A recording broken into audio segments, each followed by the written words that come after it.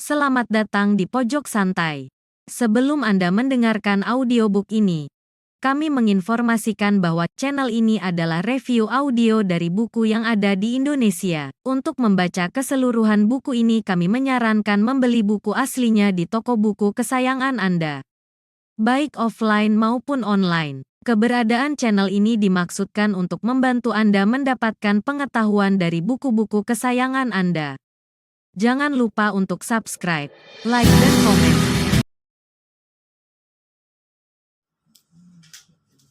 Selamat datang di Pojok Santai, channel khusus yang membahas komik dan novel dengan cara asyik. Akhirnya, Andika alias Pendekar Slebor bisa mengendusi pembunuh kakak seperguruan Ratna Kumala. Apa yang akan dilakukan Andika? Yuk, langsung saja disimak video berikut ini.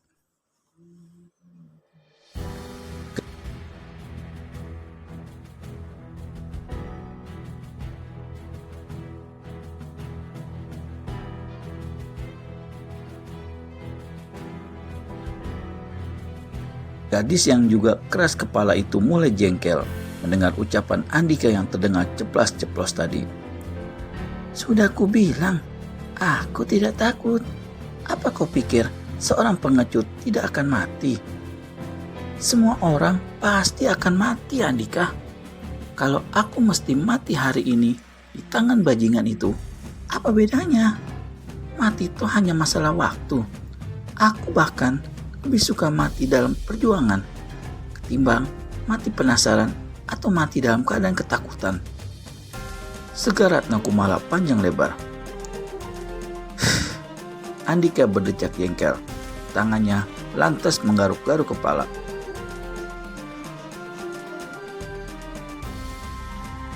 Dia mati kutu menghadapi gadis jelita yang satu ini. Dihalanya napas dalam-dalam, mencoba mengenyahkan kedongkolan yang mulai menggelayuti tenggorokan. Ya, baiklah. Andika menyerah. Tapi kau harus menunggu di tepi danau, biar aku saja yang menyelam. Kini, Ratna Kumala mengangguk puas. Kemudian, mereka segera turun dengan mengerahkan ilmu meringankan tubuh. Maka, sebentar saja mereka telah tiba di bibir danau. Dan tanpa mempedulikan puluhan pasang mata yang menatap dan puluhan mulut yang kasak kusuk melihat kehadirannya, Andika langsung loncat ke dalam danau pancawarna. Piur! Rasa dingin langsung merambah sekujur tubuh Andika. Gelembung-gelembung kecil yang diciptakan sibakan air menari-nari di sekitaran wajahnya. Untuk kedua kalinya, dia akan menyelam ke dalam danau berair bening, namun selalu siap membawa hawa maut. Sempat pula ingatan pendekar muda itu berkelebat tentang kejadian-kejadian yang pernah menimpanya, terutama saat melakukan penyelaman pertama hingga menemukan benda sakti yang kini disebut-sebut orang dunia persilatan bernama Pusaka Langit.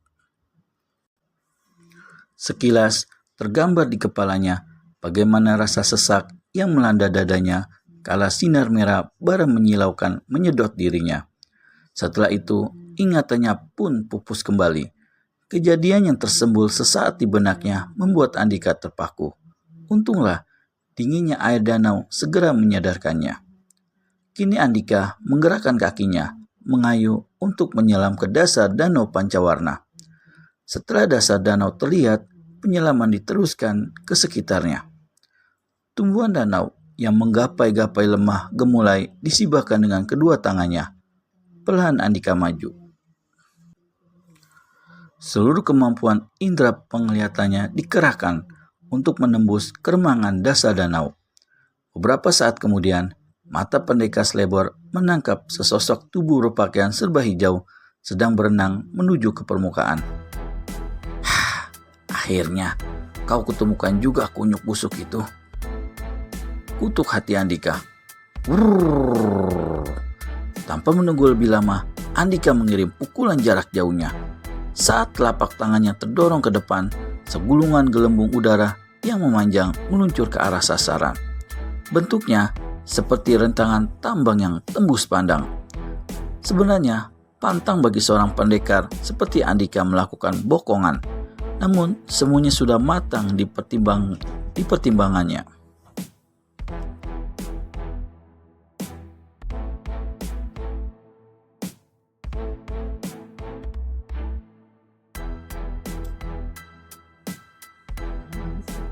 Dia tahu pukulan jarak jauh akan melemah jika dilakukan di dalam air.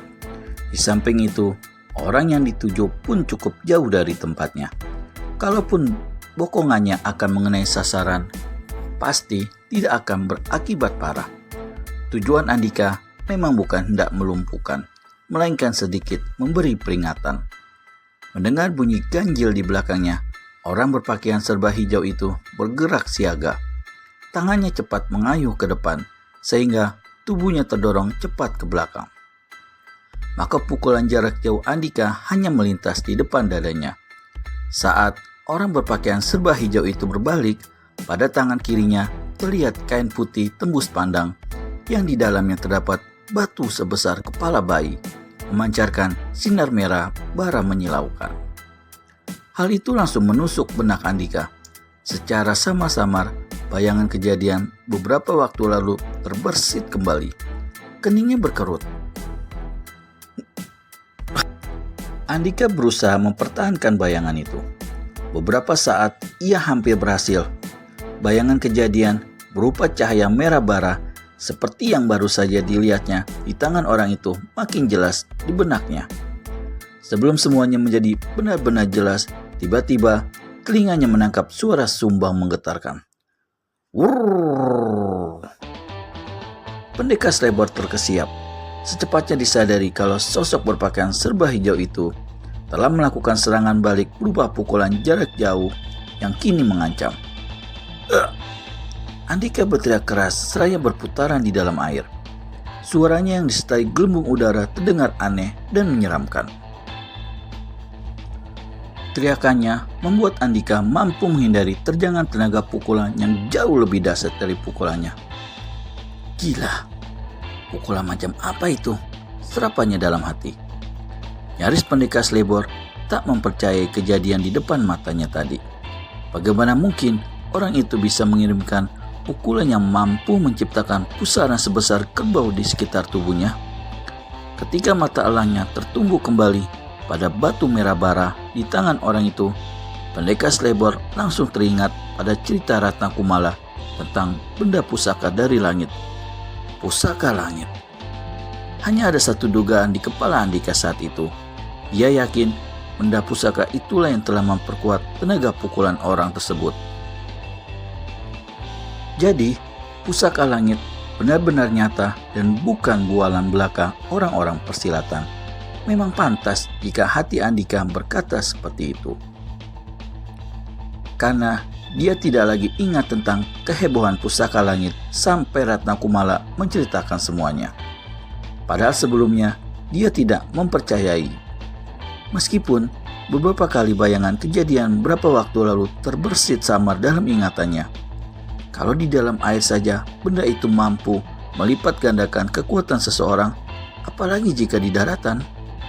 Tentu orang yang memilikinya akan mampu membelah gunung karang.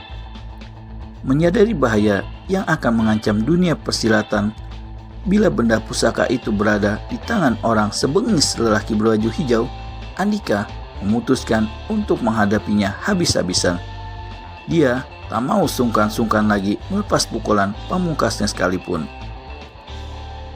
Maka tangannya cepat bergerak dari depan dada, membentang ke samping dengan telapak terbuka lebar. Perlahan sepasang tangan pendekar muda itu terangkat, lalu kembali ke depan dada. Setelah menyatukan kedua telapak tangan, matanya terpejam. Sesaat berikutnya, wurr, satu pukulan jarak jauh yang lebih kuat dilancarkan pendekar Sledborg. Seperti serangan sebelumnya, pukulannya kali ini pun menimbulkan gelembung-gelembung udara memanjang yang terbentang ke arah orang berbaju serba hijau itu. Bedanya, kali ini gelembung-gelembung udara itu lebih besar dan bergerak berputar di sekitar tenaga pukulannya.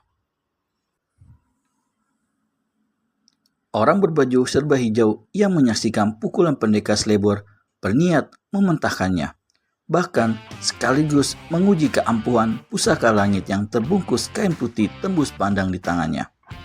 Bersama tindakan itu, Andika segera merangseknya. Seketika, sepasang kaki dan tangannya dikayu sekuat tenaga. Maka pengerahan tenaga sakti, warisan pendekar lembah kutukan, membuat tubuhnya meluncur bagai seekor hiu memburu mangsa. Di pihak lain, orang berpakaian serba hijau juga melakukan hal yang luar biasa. Bagaimana kelanjutan pertarungan jarak jauh di dalam air antara Andika alias pendekar Slebor dengan sosok berbaju hijau itu? Daripada gak nafsu makan karena penasaran dengan cerita lanjutannya, saran kami segera subscribe dan tekan tombol lonceng untuk mendapat notifikasi video terbaru dari kami. Terima kasih dan sampai bertemu kembali.